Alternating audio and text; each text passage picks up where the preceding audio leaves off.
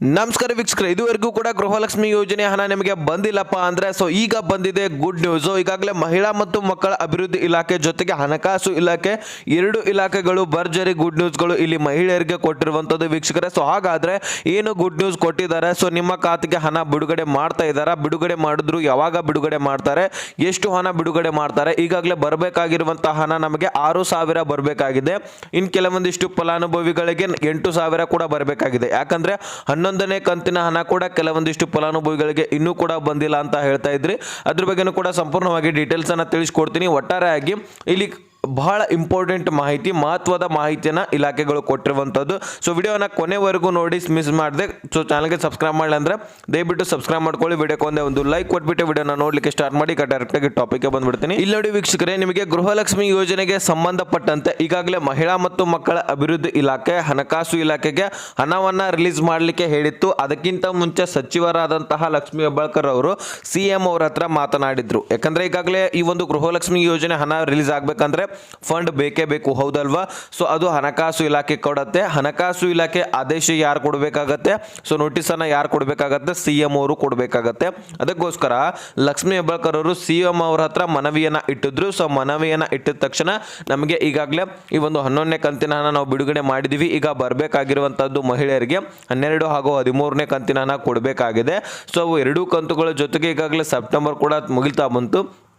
Totally ನಮಗೆ 3 ಕಂತುಗಳ ಹಣ ಬೇಕಾಗಿದೆ ಅಂತ ಒಂದು ಸ್ಪಷ್ಟನೆಯನ್ನು ಒಂದು ಸಿದ್ದರಾಮಯ್ಯನವರ ಹತ್ರ ಮುಂದೆ ಇಟ್ಟಾಗ ಅವರು ಹೇಳಿದ್ರು, ಈಗಾಗಲೇ ಒಂದು ಹಣಕಾಸು ಇಲಾಖೆಗೆ ನೋಟಿಸ್ ನಾವು ಕಳಿಸ್ತಾ ಇದ್ದೀವಿ, ಕಳಿಸಿದ್ದೀವಿ. ಈಗಾಗಲೇ ಆ ಒಂದು ಹಣಕಾಸು ಇಲಾಖೆಯಿಂದ ಫಂಡನ್ನು ನಿಮ್ಮ ಖಾತೆಗೆ ಒಂದು ಮಹಿಳಾ ಮತ್ತು ಮಕ್ಕಳ ಅಭಿವೃದ್ಧಿ ಇಲಾಖೆಗೆ ಬಿಡುಗಡೆ ಮಾಡಿದ್ದೆ ಆದರೆ ಅಲ್ಲಿಂದ ನೀವು ಏನು ಮಾಡ್ಬೋದು, ಈ ಒಂದು ಮಹಿಳೆಯರಿಗೆ DBT ಟ್ರೆಜರಿಗೆ ಪುಷ್ ಮಾಡ್ಬೋದು ಅಂತ ಹೇಳಿದ್ರು.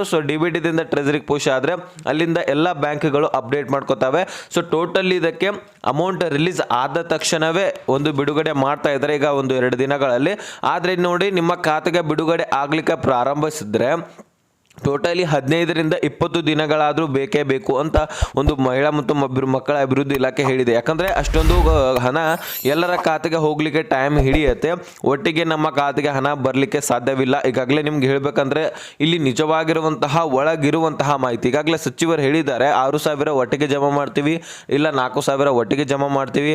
ಹಿಂದಿನ ಕಂತುಗಳನ್ನು ನಾವೇನು ಡಿಲೀಟ್ ಮಾಡಲ್ಲ. ಟೋಟಲಿ ಎಷ್ಟು ಕಂತುಗಳು ಪೆಂಡಿಂಗ್ ಉಳಿದಿರ್ತವೆ ಅವರ ಖಾತೆಯಲ್ಲಿ ಅಷ್ಟೇ ಒಂದು ರಿಸೀವ್ ಉಳಿದಿರುತ್ತೆ, ಅಷ್ಟೊಂದು ಹಣವನ್ನು ನಾವು ಹಾಕ್ತೀವಿ ಅಂತ ಹೇಳಿದ್ದಾರೆ. ಆದರೆ ವೀಕ್ಷಕರ, ನಿಮ್ಮ ಖಾತೆಗೆ ಹಣ ಟೋಟಲಿ 6,000 ಹಣ ಬರಬೇಕಂದ್ರೆ ಆಗೋದಿಲ್ಲ, ಒಟ್ಟಿಗೆ ಜಮಾ ಆಗೋದಿಲ್ಲ. ಹಂತವಾಗಿ ಅಂದರೆ ಈಗ ಇವತ್ತು ಜಮಾ ಆದರೆ ಇನ್ನೆರಡು ದಿನಗಳ ಬಿಟ್ಟು ಮತ್ತೆ 2,000 ರೂಪಾಯಿ ಜಮಾ ಆಗುತ್ತೆ, ಮತ್ತೆ 2 ದಿನಗಳ ಬಿಟ್ಟು ಮತ್ತೆ 2,000 ರೂಪಾಯಿ. ಈ ರೀತಿ ಡಿವೈಡ್ ಆಗಿ ಒಂದೇ ವಾರದಲ್ಲಿ ಬಿಡುಗಡೆ ಆಗುತ್ತೆ, ಇಲ್ಲ ಅನ್ನೋದಿಲ್ಲ. ಆದರೆ ನಿಮಗೆ ಒಟ್ಟಿಗೆ ಜಮಾ ಆಗೋದಿಲ್ಲ ವೀಕ್ಷಕರೇ, ಒಟ್ಟಿಗೆ ಜಮಾ ಆಗೋದಿಲ್ಲ. ಅದು ಈ ಒಂದು ಗೃಹಲಕ್ಷ್ಮಿ ಯೋಜನೆಯಲ್ಲಿ ಇನ್ನೂವರೆಗೂ ಕೂಡ ನಡೆದಿಲ್ಲ, ಮುಂದೇನೂ ಕೂಡ ನಡೆದಿಲ್ಲ.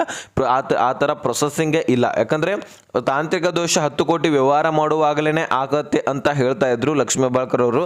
ಈಗ ಬರೀ 2,000 ರೂಪಾಯಿ ಹಾಕುವಾಗನೇ ತಾಂತ್ರಿಕ ದೋಷ ಆಗ್ತಾ ಇದೆ. ಇನ್ನು ಟೋಟಲಿ ನಿಮಗೆ 6,000 ಜಮಾ ಮಾಡ್ತಾ ಹೋದರೆ 1 ಕೋಟಿ ಫಲಾನುಭವಿಗಳಿಗೆ ಅಷ್ಟೊಂದು ಹಣವನ್ನು ಬಿಡುಗಡೆ ಮಾಡುವಂತಹ ಸಂದರ್ಭದಲ್ಲಿ ತಾಂತ್ರಿಕ ದೋಷ ಆಗೇ ಆಗತ್ತೆ. ಅದಕ್ಕೋಸ್ಕರ ಅವರು ಏನು ಹೇಳಿದ್ದಾರೆ, ಈಗಾಗಲೇ ಬಿಡುಗಡೆ ಮಾಡ್ತೀವತ್ತ ಅಂದಿದ್ದಾರೆ. ಆದರೆ ಆ ರೀತಿ ನಿಮಗೆ ಬಿಡುಗಡೆ ಮಾಡೋದಿಲ್ಲ, ಹಂತವಾಗಿಯೇ ಬಿಡುಗಡೆ ಆಗೋದು. ಇದೇ ಒಂದು ನಿಜವಾಗಿರುವಂಥದ್ದು. ನೀವು 6,000ನೇ ಒಟ್ಟಿಗೆ ಜಮಾ ಆಗುತ್ತೆ, 4,000ನೇ ಒಟ್ಟಿಗೆ ಜಮಾ ಆಗುತ್ತೆ ಅಂತ ಕಾಯ್ತಾ ಕೂತ್ರೆ ಆಗೋದಿಲ್ಲ. 2,000 ರೂಪಾಯಿ 2,000 ರೂಪಾಯಿ 2,000 ರೂಪಾಯಿ ಈ ರೀತಿಯಾಗಿ ಡಿವೈಡ್ ಆಗಿ ಜಮಾ ಆಗುವುದು. ಈಗಾಗಲೇ ಹಣಕಾಸು ಇಲಾಖೆ ಫಂಡ್ 7,500 ಕೋಟಿ ಹಣ ರಿಲೀಸ್ ಮಾಡೋದಿದೆ. ಈಗಾಗಲೇ ಅಷ್ಟೊಂದು ರಿಲೀಸ್ ಮಾಡ್ತಾ ಇದೀವಿ ಅಂತ ಹೇಳಿದ್ದಾರೆ. ನೋಡೋಣ, 2 ಕಂತುಗಳಾದರೂ ರಿಲೀಸ್ ಮಾಡೋದಿದೆ. ಅಂದರೆ 2 ಕಂತುಗಳ ಹಣ ಆದರೆ 5,000 ಕೋಟಿ ಆದರೂ ಹಣ ರಿಲೀಸ್ ಮಾಡಲೇಬೇಕಾಗಿದೆ. ಯಾಕಂದರೆ ಈಗಾಗಲೇ ಸದ್ಯದಲ್ಲಿ ಸೆಪ್ಟೆಂಬರ್ ತಿಂಗಳದು ಬಿಟ್ಟಿವಿ ಅಂದ್ರೂ ಸಹಿತ ಈಗ ಜುಲೈ ಆಗಸ್ಟ್ ತಿಂಗಳದಾದರೂ ಹಣ ಬರಬೇಕಾಗಿದೆ. ಈಗ ಬರೀ ಜೂನ್ದು ಮಾತ್ರ ಹಣ ಜಮಾ ಆಗಿದೆ ಎಲ್ಲರಿಗೆ. ಅದರಲ್ಲಿ ಕೂಡ ಕೆಲವೊಂದಿಷ್ಟು ಫಲಾನುಭವಿಗಳಿಗೂ ಉಳಿದಿದ್ದಾರೆ. ಅದು ಎಂಥವರು ಉಳಿದಿದ್ದಾರೆ ಅಂದರೆ, ಈಗ ನೋಡಿ, ಒರಿಜಿನಲ್ ಫಲಾನುಭವಿಗಳಿಗಂತೂ 11ನೇ ಕಂತಿನಲ್ಲಿ ಹಣ ಹೋಗಿದೆ. ಉಳಿದ ಫಲಾನುಭವಿಗಳು ಅದರಲ್ಲಿ ಒಬ್ಬೊಬ್ಬರು ಒರಿಜಿನಲ್ ಫಲಾನುಭವಿಗಳು ಇಲ್ಲ. ಇನ್ನು ಕೆಲವೊಂದಿಷ್ಟು ಫಲಾನುಭವಿಗಳು GST ಮತ್ತು ಟ್ಯಾಕ್ಸ್ ಪೇ ಮಾಡ್ತಾ ಇದ್ದಾರೆ. ಇನ್ನು ಕೆಲವೊಂದಿಷ್ಟು ಫಲಾನುಭವಿಗಳು 4 ವೀಲರ್ ವಾಹನಗಳನ್ನು ಹೊಂದಿದ್ದಾರೆ, ಹೆಚ್ಚಿನ ಆದಾಯವನ್ನು ಕೂಡ ಹೊಂದಿದ್ದಾರೆ. ಅಂಥವರಿಗೆ ಹಣ ಹಾಕ್ತಾ ಇಲ್ಲ, ಮತ್ತು ಅವರು ಕಾಯ್ತಾ ಇದ್ದಾರೆ ಇನ್ನೂ ಕೂಡ ಹಣ ಬಂದಿಲ್ಲ ಅಂತ. ನಿಮ್ಮ ಒಂದು ಸಾರಿ BPL ರೇಷನ್ ಕಾರ್ಡನ್ನು ಚೆಕ್ ಮಾಡ್ಕೊಳ್ಳಿ. ಚೆಕ್ ಮಾಡ್ಕೊಂಡ ತಕ್ಷಣ ಅಲ್ಲಿ ನಿಮ್ಮ ರೇಷನ್ ಕಾರ್ಡ್ ರದ್ದಾಗಿದೆ ಆದರೆ ನಿಮ್ಮ ಒಂದು ಗೃಹಲಕ್ಷ್ಮಿ ಯೋಜನೆ ಅಷ್ಟೇ ಅಲ್ಲ, ಯಾವ ಯೋಜನೆಗಳು ಕೂಡ ಸಿಗೋದಿಲ್ಲ ವೀಕ್ಷಕರೇ. ಸೊ ಬಹಳಷ್ಟು ಫಲಾನುಭವಿಗಳನ್ನ BPL ದಿಂದ APLಗೂ ಕೂಡ ಕನ್ವರ್ಟ್ ಮಾಡ್ತಾ ಇದ್ದಾರೆ, ಅದನ್ನು ಸಹಿತ ಚೆಕ್ ಮಾಡ್ಕೊಳ್ಳಿ. ನೆಕ್ಸ್ಟ್ ಈಗ ನೋಡಿ, ಇಷ್ಟೊಂದು ಫಲಾನುಭವಿಗಳನ್ನು ಡಿಲೀಟ್ ಮಾಡ್ತಾ ಇದ್ದಾರೆ, ಆಯಿತು ಇನ್ಮೇಲಿಂದ ನಿಮಗೆ ಬರೋದಿಲ್ಲ ಅಂತ ಹೇಳ್ತಾ ಇದ್ದೀನಿ. ಸೊ ಯಾಕಂದರೆ ರೂಲ್ಸ್ ಎಗನೆಸ್ಟ್ ಆಗಿಬಿಡುತ್ತೆ, ಎಲಿಜಿಬಲ್ ಇಲ್ಲ ಅಂದರೂ ಹಣ ಹಾಕಬೇಕಂತ ಆಗೋದಿಲ್ಲ, ಸರ್ಕಾರ ಹಾಕೋದಿಲ್ಲ. ನೆಕ್ಸ್ಟು ಇನ್ನು ಇದರ ಒಳಗೇನೆ ಇನ್ನು ಕೆಲವೊಂದಿಷ್ಟು ಫಲಾನುಭವಿಗಳು ಯಾವ ರೀತಿ ಸೇರ್ಪಡೆ ಆಗಿದ್ದಾರೆ ಅಂದರೆ, ಈಗ ಒರಿಜಿನಲ್ ಫಲಾನುಭವಿಗಳ ಎಲ್ಲದಕ್ಕೂ ಕೂಡ ಎಲಿಜಿಬಲ್ ಇದ್ದಾರೆ, ಆದರೆ ಡಾಕ್ಯುಮೆಂಟ್ಸ್ ಕ್ಲಿಯರ್ ಇಲ್ಲ. ಡಾಕ್ಯುಮೆಂಟ್ಸ್ ಅಂದರೆ ನೀವು NPCI EKYC ಅಂತ ಅನ್ಕೋತಿದ್ದೀರಾ, ಅದಲ್ಲ. ನೀವು ನೋಡಿ ಎಲ್ಲ ಡಾಕ್ಯುಮೆಂಟ್ಸ್ಗಳು NPCI EKYC ಎಲ್ಲನೂ ಕೂಡ ಕ್ಲಿಯರ್ ಇಟ್ಕೊಂಡಿದ್ದೀರಾ, ಒಂದಕ್ಕೊಂದು ಲಿಂಕ್ ಇಟ್ಕೊಂಡಿದ್ದೀರಾ, ಮೊಬೈಲ್ ನಂಬರ್ ಕೂಡ ಲಿಂಕ್ ಮಾಡಿಸಿದ್ರೆ ಎಲ್ಲನೂ ಕೂಡ ಕ್ಲಿಯರ್ ಇದೆ, ಓಕೆ. ಆದರೆ ಹಳ್ಳಿಯಲ್ಲಿರುವಂತಹ ಫಲಾನುಭವಿಗಳು ಹೆಚ್ಚಾಗಿ ಸಿಕ್ಕಿರುವಂಥದ್ದು ಇಲ್ಲಿ ಬ್ಯಾಂಕ್ಗಳಲ್ಲಿ ಟ್ರಾನ್ಸಾಕ್ಷನ್ ಮಾಡಿಸಿಲ್ವಂತೆ. ಸೊ ನಾನು ಈಗಾಗಲೇ 2 ವಿಡಿಯೋದಲ್ಲಿ ತಿಳಿಸ್ಕೊಟ್ಟಿದ್ದೀನಿ, ಬಹಳ ಫಲಾನುಭವಿಗಳು ಬ್ಯಾಂಕ್ನಲ್ಲಿ ಟ್ರಾನ್ಸಾಕ್ಷನ್ ಮಾಡಿಲ್ಲ ಕಾರಣಕ್ಕಾಗಿ ಸೊ ನಿಮ್ಮ ಅಕೌಂಟ್ಗಳು ಡೆಡ್ ಅಕೌಂಟು ಅಂತ ಕ್ರಿಯೇಟ್ ಆಗಿರುತ್ತವೆ, ನಿಮ್ಮ ಅಕೌಂಟನ್ನು ಕ್ಲೋಸ್ ಮಾಡಿರ್ತಾರೆ. ಸೊ ಅದಕ್ಕೋಸ್ಕರ ಅಲ್ಲಿ ನಿಮ್ಮ ಅಕೌಂಟ್ಗೆ ಹಣ ಹೋಗಲ್ಲ, ಪೆಂಡಿಂಗ್ ಅಂತ ಉಳಿದುಬಿಟ್ಟಿರುತ್ತೆ. ಸೊ ಅದಕ್ಕೋಸ್ಕರ ಈಗಾಗಲೇ ಲಕ್ಷ್ಮೀ ಹೆಬ್ಬಾಳ್ಕರ್ ಅವರು ಏನು ಹೇಳಿದ್ದಾರೆ, ಮೊದಲಿಗೂ ಕೂಡ ಹೇಳಿದರು, ಒಂದು 5-6 ತಿಂಗಳ ಹಿಂದೆಯೂ ಕೂಡ ಹೇಳಿದರು, ಅಲ್ಲಿನೂ ಕೂಡ ಬಹಳಷ್ಟು ಫಲಾನುಭವಿಗಳ ಬ್ಯಾಂಕ್ ಅಕೌಂಟು ಚಾಲ್ತಿಯಲ್ಲಿರಲಿಲ್ಲ. ಸೊ ಅಕೌಂಟ್ಗಳನ್ನು ಲಿಂಕ್ ಮಾಡಿಸಿದ್ರು ಇಲ್ಲಿ ಒಂದು ಗೃಹಲಕ್ಷ್ಮಿ ಯೋಜನೆಗೆ, ಆದರೆ ಆ ಒಂದು ಅಕೌಂಟ್ಗಳಲ್ಲಿ ಹಣನೇ ಹಾಕೋದು ತೆಗೆಯೋದು ಟ್ರಾನ್ಸಾಕ್ಷನ್ನೇ ಮಾಡಿದ್ದಿಲ್ಲ. ಸೊ ಈ ಒಂದು ಕಾರಣಕ್ಕಾಗಿ ಇಲ್ಲಿ ಸಚಿವೆ ಲಕ್ಷ್ಮೀ ಹೆಬ್ಬಾಳ್ಕರ್ ಅವರು ಹೇಳ್ತಾ ಇದ್ದಾರೆ, ನಿಮಗೆ ಹಣ ಬರಬೇಕಂದ್ರೆ ನೀವು ಆ ಒಂದು ಬ್ಯಾಂಕ್ ಅಕೌಂಟನ್ನು ನೀವು ವಾಪಸ್ಸಾಗಿ ಓಪನ್ ಮಾಡಬೇಕಾಗತ್ತೆ, ಇಲ್ಲ ಅಂದರೆ ಹಣ ಪೆಂಡಿಂಗ್ ಅಂತ ಉಳಿದ್ಬಿಡುತ್ತೆ, ಮತ್ತೆ ವಾಪಸ್ಸಾಗಿ ಸರ್ಕಾರಕ್ಕೆ ಬಂದುಬಿಡುತ್ತೆ, ಓಕೆನಾ. ಸೊ ಈ ರೀತಿ ಆಗಬಾರ್ದು, ನಿಮ್ಮ ಖಾತೆಗೆ ಹಣ ಬರಬೇಕಪ್ಪ ಅಂದರೆ ನೀವೇನು ಮಾಡಬೇಕು, ಆ ಒಂದು ಬ್ಯಾಂಕ್ ಅಕೌಂಟ್ನಲ್ಲಿರುವಂತಹ ಟ್ರಾನ್ಸಾಕ್ಷನನ್ನು ಹಣವನ್ನು ಹಾಕೋದು ತೆಗೆಯೋದು ಮಾಡಬೇಕಾಗತ್ತೆ. ಈ ಕೂಡಲೇ ಬ್ಯಾಂಕ್ಗಳಿಗೆ ಹೋಗಿ ಆ ಬ್ಯಾಂಕ್ ಅಕೌಂಟನ್ನು ಚಾಲ್ತಿ ಮಾಡಿದ ತಕ್ಷಣ ನಿಮ್ಮ ಹಣ ನಿಮ್ಮ ಖಾತೆಗೆ ಜಮಾ ಆಗಲಿಕ್ಕೆ ಪ್ರಾರಂಭಿಸುತ್ತೆ. ಸೊ ಆದಷ್ಟು ನಿಮಗೆ ಗೃಹಲಕ್ಷ್ಮಿ ಯೋಜನೆ ಅಷ್ಟೇ ಅಲ್ಲ, ಬೇರೆ ಅನ್ನಭಾಗ್ಯ ಯೋಜನೆ ಹಣ ಕೂಡ ಸಿಗೋದಿಲ್ಲ ನಿಮಗೆ ಈ ರೀತಿ ಆಗಿದ್ದೇ ಆದರೆ, ಓಕೆನಾ. ಸೊ ಅನ್ನಭಾಗ್ಯ ಹಣ ಕೂಡ ಬಿಡುಗಡೆ ಮಾಡಿದ್ದೇ ಆದರೆ ನಿಮ್ಮ ಖಾತೆಗೆ ಹಣ ಬರಬೇಕಂದ್ರೆ ಅಲ್ಲಿ ಕೂಡ ಪೆಂಡಿಂಗ್ ಅಂತಲೇ ಉಳಿಯುತ್ತೆ, ವಾಪಸ್ಸಾಗಿ ಮತ್ತೆ ಸರ್ಕಾರಕ್ಕೆ ಹೋಗುತ್ತೆ, ಎರಡೂ ಹಣ ಕಳ್ಕೊಂಡ್ಬಿಡ್ತೀರ. ಹೀಗಾಗಿ ಅದಕ್ಕೋಸ್ಕರ ಬ್ಯಾಂಕ್ ಅಕೌಂಟನ್ನು ಮುಖ್ಯವಾಗಿ ಚಾಲ್ತಿ ಇಟ್ಕೊಳ್ಳಿ. ಸೊ ಅಲ್ಲಿರುವಂತಹ ಬಹಳಷ್ಟು ಫಲಾನುಭವಿಗಳು ಈಗಾಗಲೇ ಸುಮಾರು ಒಂದು 5-6 ಸಾವಿರ ಫಲಾನುಭವಿಗಳಾದರೂ ಈ ರೀತಿ ಬ್ಯಾಂಕ್ ಅಕೌಂಟ್ಗಳನ್ನು ಚಾಲ್ತಿ ಮಾಡಿಸಿಲ್ವಂತೆ. ಸೊ ಅವರೆಲ್ಲರದು ಕೂಡ ಡೆಡ್ ಅಕೌಂಟ್ ಅಂತ ಕ್ರಿಯೇಟ್ ಆಗಿದಾವಂತೆ. ಮತ್ತು ಅದರಲ್ಲಿ ಈಗಾಗಲೇ ಸಾಕಷ್ಟು ಫಲಾನುಭವಿಗಳದ್ದು ಈಗ ಸದ್ಯದಲ್ಲಿ BPL APL ರೇಷನ್ ಕಾರ್ಡ್ಗಳು ಇರ್ತವೆ, ಅದಾದಮೇಲೆ ಸೊ ಗೌರ್ಮೆಂಟ್ ಜಾಬ್ಸ್ಗಳು ಕೂಡ ಆಗಿರ್ತವೆ, ಸರ್ಕಾರಿ ನೌಕರಿಗಳು ಕೇಂದ್ರ ಸರ್ಕಾರದಾಗೆಲ್ಲಾಗಿರಲಿ ಅಥವಾ ಇಲ್ಲಿ ರಾಜ್ಯ ಸರ್ಕಾರದಲ್ಲಾಗಿರಲಿ ಒಂದು ಗೌರ್ಮೆಂಟ್ ಜಾಬ್ ಆಗಿರುತ್ತೆ. ಸೊ ಅಂಥವ್ರದ್ದು ಕೂಡ ಈಗ BPL ರೇಷನ್ ಕಾರ್ಡನ್ನು ರದ್ದು ಮಾಡ್ತಾ ಇರುವಂಥದ್ದು. ಈಗಾಗಲೇ ಸುಮಾರು 70,000ಕ್ಕಿಂತ ಹೆಚ್ಚಿನ ಫಲಾನುಭವಿಗಳ ರೇಷನ್ಸ್ ಕಾರ್ಡ್ಗಳನ್ನು ರದ್ದು ಮಾಡಲಾಗಿದೆ.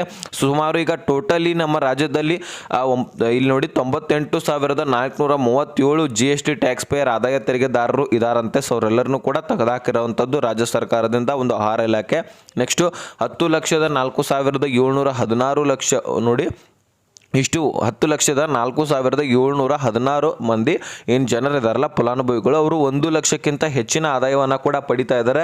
ಸೊ ಅವರೆಲ್ಲರೂ ಕೂಡ ಈ ಒಂದು BPL ಪೇ ಒಂದು ಡಾಕ್ಯುಮೆಂಟ್ಸ್ಗಳಿಂದ ಮಾಡಿಸಿರುವಂಥದ್ದು, ಎಲಿಜಿಬಲ್ ಇಲ್ಲಪ್ಪ ಅಂದರೂ ಸಹಿತ ಮಾಡಿಸಿರುವಂಥದ್ದು. ಈಗಾಗಲೇ ಒಂದು BPLಗೆ ಎಲಿಜಿಬಲ್ ಬೇಕಂದರೆ 1,20,000 ವಾರ್ಷಿಕವಾಗಿ ಆದಾಯ, ಅದು ಕುಟುಂಬದ ಆದಾಯ ಇರಬೇಕು. ಇಲ್ಲಿ ಒಬ್ಬೊಬ್ಬರಿಗೇ 1 ಲಕ್ಷ ರೂಪಾಯಿ ಈ ಮನೆಯಲ್ಲಿ ಬೀಳ್ತಾ ಇದ್ರೆ ಸೊ ಅಂಥವರನ್ನ ಗೃಹಲಕ್ಷ್ಮಿ ಯೋಜನೆಯಿಂದ ಅಷ್ಟೇ ಅಲ್ಲ BPL ರೇಷನ್ ಕಾರ್ಡ್ದಿಂದನೇ ತೆಗೆದಾಕಿರುವಂತಹ ಚಾನ್ಸಸ್ ಅಲ್ಲ, ತೆಗೆದಾಕ್ಬಿಡ್ತಾರೆ, ತೆಗೆದಾಕಿದಾರನು ಕೂಡ.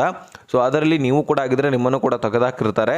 ಸೊ ನೋಡಿ ಎಚ್ಚರಿಕೆಯಿಂದರೆ ಎಲಿಜಿಬಲ್ ಇದ್ದರೆ ಮಾತ್ರ ಹಣ ಬರುತ್ತೆ, ಇಲ್ಲಪ್ಪ ಅಂದರೆ ನೀವು ಎಲಿಜಿಬಿಲಿಟಿ ನಿಮಗೆ ಇಲ್ಲಪ್ಪ ಅಂದರೆ ಹಣ ಬರೋದಿಲ್ಲ. ಸೊ ಖಂಡಿತವಾಗಿ ಸರ್ಕಾರ ಇದನ್ನು ಅನೌನ್ಸ್ ಮಾಡಿರುವಂಥದ್ದು. ಸದ್ಯಕ್ಕೆ ಇಷ್ಟು ಅಪ್ಡೇಟ್ ಬಂದಿದೆ. ಸೊ ಇನ್ನೆರಡು ದಿನಗಳಲ್ಲಿ ಹಣ ಬಿಡುಗಡೆ ಆಗುತ್ತೆ. ಮತ್ತು ಈಗಾಗಲೇ ಹಣಕಾಸು ಇಲಾಖೆಯಿಂದ ಹಣ ಬಿಡುಗಡೆ ಮಾಡ್ತಾ ಇದ್ದಾರೆ ಅಂತ ಒಂದು ಸ್ಪಷ್ಟನೆ ಸಿಕ್ಕಿತ್ತು. ಸೊ ತಿಳಿಸ್ಕೊಟ್ಟಿದ್ದೀನಿ.